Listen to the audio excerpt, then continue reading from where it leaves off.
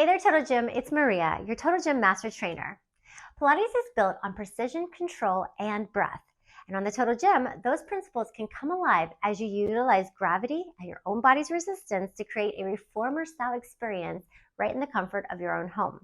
This is part one of the Strength Meets Flow series, where we will start to develop a solid Pilates foundation utilizing the essential Pilates principles of your alignment, your breath, and your core control, and then apply those principles to movements that you can practice and become proficient in on your Total Gym. So let's go ahead and learn some of those foundational movements that will set the tone for your Pilates experience. Before we get into the exercises, let's make sure that your Total Gym is set up for the right setting. Your incline will be anywhere from a low to a medium level with your tow bar attached. Now, if you don't have a tow bar, it's okay. You can use a squat stand to perform the same exercises. We'll start out from a seated position and just go over the alignment, breath, and core control, your Pilates principles. Now, when we talk about alignment, you want to think about your body lengthening through the spine to get taller, lengthening through your limbs to get longer, and you want to get that strength that develops within. So whether you're going into a rounded back or a lengthened back, you want to really make sure that you're reaching out through the crown of your head, through the feet, or out through your limbs. When we utilize your breath, you want to make sure that you're initiating the movement with the breath. So you inhale to prepare through your nose. As you exhale, drawing your rib cage towards each other, your navel pops in at the same time, and you exhale as you execute the movement. Each movement should have a breath. So don't try to overthink it. Just try to eventually come into a pattern that allows your body to move with your breath. So allow the breath to help you. That'll help give the oxygen to the muscles so that you can actually contract and move efficiently. And when we talk about core control, the same thing. Your core is in control of every movement. It's the powerhouse of your body. So you want to initiate that movement from the center to work your limbs. So if you think about it like that, your core is in that contracted, controlled environment, whether it's moving, whether it's stabilizing, and you want to really utilize the breath along with the alignment. So it's all a package, the principles. So if you keep it nice and simple, your ABCs, alignment, breath, core control, that's what starts all of your movement. All right, now let's get into our first set of foundational exercises using those principles. Our first exercise is the roll up with bent knees. So we're going to utilize our glide board. The incline will help us so that when you roll the spine back, you articulate and feel the feedback of your glide board into the spine so that it can really help you smooth out your spine and then articulate and roll back up. It's almost like it's giving you a little assistance with the movement. And that way you can really develop how your core contracts and focus on the breath. So as we get into this position, we're seated as tall as we can with a long spine. Keep your core in tight, and we exhale as we roll and initiate that movement. So we roll slowly down, one bone at a time. My chest is still lifted. I'm going to reach my arms up overhead, circle them around, and then peel the spine back up. You can use your fingertips underneath the leg to help assist you as you sit up nice and tall, shoulders stay down, your spine grows long, and you start the movement again. Inhale to prepare. You exhale, you start to tuck through the pelvis, rolling your spine down, one bone at a time from the bottom base of your spine, rolling to the middle, and then all the way up into your shoulder blades, keeping your chest lifted. We'll reach those arms up and towards your tower, circle them out and around. Again, you can grab onto the backs of the legs, or you can start to peel your spine back up until you get to that seated position again. Once you get through those bent knee position, you can take the legs a little longer and lengthen them out onto the rails of your tow bar or your squat stand. Same thing here, you can go with straight legs, you're peeling your spine down. Again, initiating the movement with the core, tucking through the pelvis, rolling all the way back down, reaching the arms up and overhead. Exhale as you circle them back in. I'm imprinting my spine. There's no arching, there's control, there's contraction. We lift back up, shoulders stay down, and we repeat the motion. So that would be your roll up with either bent knees or straight legs. Next is the Pilates 100. We'll take it into a seated position. Again, we're utilizing our glide board on the incline to help us roll the spine back. Now, it allows our spine to stay lifted in the upper part of our body, but for our lower part of our body, we have to still really maintain that contraction of our core and keep our focus on our breath. Okay, so as we roll down, we take that breath, inhale, we exhale, we tuck our pelvis, we roll back down into our C curve, which is a rounded part of our spine. Our arms are going to come down parallel to our glide board. Our chest stays up, and you notice I have that incline helping me to stay up. Draw the navel in, lots of things to think about. Rib cages hugging in towards each other like a corset, and we start to pump the arms. So the breath is inhaling for 5 breaths through the nose. Pulse, pulse, pulse, pulse, pulse, and then you exhale 5 breaths through the mouth. And as you exhale, the navel stays in tight. So you go all the way to 100. 5 breaths in, 5 breaths out, and you're pulsing down or slapping through water, however you would like to think about it. To make it more challenging, you can take those feet up onto your toe bar so that your back now is really imprinted. You can extend one leg. You can extend both legs. You can start to lower the legs as long as the back stays down, so there's no arching. So there's a lot of different variations that you can take the 100 into, and these are just setting the foundation, but you want to really make sure that you're imprinting, keeping that spine pressed into the glide board at all times. Next, we'll take it into the bicycle. So from the same position as your 100, we'll roll back down, but this time we'll bring our knees into our chest, and we're going to lift our chest up using our arms. So lift your body up, draw the navel in, press it down into your glide board. Extend one leg, and we're going to have railroad track legs. So the arch of one foot is going to slide on the inner part of the other leg. Hands will come back to give our head and neck, shoulders a little support.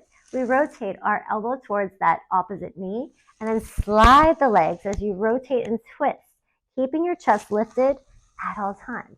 So we're inhaling one direction, exhaling the other direction. Or you can inhale, inhale, and exhale, exhale. So you notice there's so many different variations here that you can go through as you explore the motion. But the whole principle here is that you are keeping that alignment, you're utilizing the breath, you're keeping your core contracted, and you're using the total gym to put you in the perfect position so that you can build that foundational strength. Next is the bridge articulation. Now, I love doing this on the total gym because we have a moving glide board. It will allow your spine to kind of articulate up into the position so that you can really utilize the strength of your hamstrings, your glutes, and your lower core, the back as well. All right, so as we do this, we're going to cup our fingers at the very bottom, walk your feet up to the top rails. We'll go onto your heels or your toes. You can choose whichever fits your body or feels the best. We'll start with a closed glide board. And as your arms are pressing down into the glide board, you're going to just initiate the movement with your breath. So you exhale as you tuck the pelvis, rolling it up all the way as high as you can, one bone at a time. Once you get up there, trying to keep your body in a very long angle, knees all the way to shoulders. And then we're going to open up and extend the legs and then bring it right back in. And then we're articulating our spine down in that reverse direction, coming all the way down, melting the spine, taking your time. Sometimes those vertebrae want to go 2 at a time, so we're trying to open it up. So once we get down there, we tuck it again, utilizing our breath, rolling our spine up all the way to the top, holding our abs in tight, lengthen through our legs, and we're going to bring it all the way back in. So you'll do a few rounds just like that. On your last one, hold it halfway down, and you'll just practice a few little pulses. Now, to make it a little bit harder, open up your glide board, and you'll just hold and hover the glide board open just a little bit while you lift and lower your hips into the bridge, rolling your spine all the way down to finish, and then slowly extend. You'll walk your feet down to exit, and the arms come up from the chest, peel your spine up into that roll up, and then you're ready for your next position. Next is the side lying leg lift series. I love doing these on the total gym because we have the incline that allows our head to be higher than our hips, which challenges your lower body. And the whole thing here is having that comfort on the incline while keeping your body in that alignment position and really utilizing the length of your legs. So let's explore that. We're going to go down into that side lying position. I'm going to use my top arm. If you can feel the inside part of the rail, I like that because it keeps me feeling that I am on the same path as my total gym. You're going to lift your waist up. As you do that, we're pressing our hip out and away. So we're not letting our waist collapse. We want to lengthen our waistline so that we have this tiny little space, which is called the mouse house. So we're going to keep that lifted at all times, and you'll notice that your leg will not want to lift too high because your waist will start to fall. Okay, so as you are in that mouse house position, your spine is lifted, we will lengthen our top leg. The leg will stay reaching, and once you think about lengthening out through the toes, you can use your hand onto the front of your glide board as well, and we're just going to lift the leg and lower it down. As you lift that leg, think about really stretching out through the toes, keep your waist lifted, so you're only moving from the hip joint. So we're keeping those hips nice and stable. They're not rocking forward and back. If they start to feel that rock, draw your navel in, start to really stabilize in your core, and really focus on the motion again. So a few little movements that you can do from here, up and down. We can add a point and a flex of our foot just to challenge the range of motion of our ankles, contraction of our hamstrings, our quads, and we can hold it up and perform a few circles. Now these circles, it's always great to look down and look at your leg. So as the leg is circling, you're keeping it small, you're keeping it in control. And as you start to get more comfortable and your range of motion starts to, feel more confident, make those circles bigger. But you'll make sure that you do them in both directions. And then the last movement that we can do from the side lying legless, we'll extend that top leg. The bottom leg will extend down, and we're just going to lift the bottom leg to meet the top leg. Again, keeping your mouse house lifted as you work those inner thighs and stable in your outer thighs. So these are just a few exercises that you can do, and you can definitely add in more, but the side lying leg series is an excellent way to challenge one side of the body, and then of course you're going to do the other side. And the last exercise is swimming. So we're going to go into a prone position onto your belly. Again, utilizing our incline, so our chest will be lifted. You'll just start with a little upper body lift. So as you do that, draw the navel up and away from your glide board, lengthen through your toes, and you can lift your arms up to your forehead. So you're not lifting your head up, you're keeping your head level and in a neutral spine, meaning the natural curve of your body, crown of your head angling towards the tower. Lengthen through your legs, see if you can lift the kneecaps up. Again, draw your navel up and away, hold here, and just start to kick the legs. So you're going to breathe in through your nose, 5 breaths, and exhale through your mouth, 5 breaths. Inhale, and then exhale, kick, kick, kick, kick, kick. Okay, then let's hold the legs stable, and you'll do the same thing with your arms. So inhale, 2, 3, 4, 5, and exhale, 2, 3, 4, 5. You'll do that on, and then you'll put it together, upper body and lower body, as if you are swimming and kicking in the water.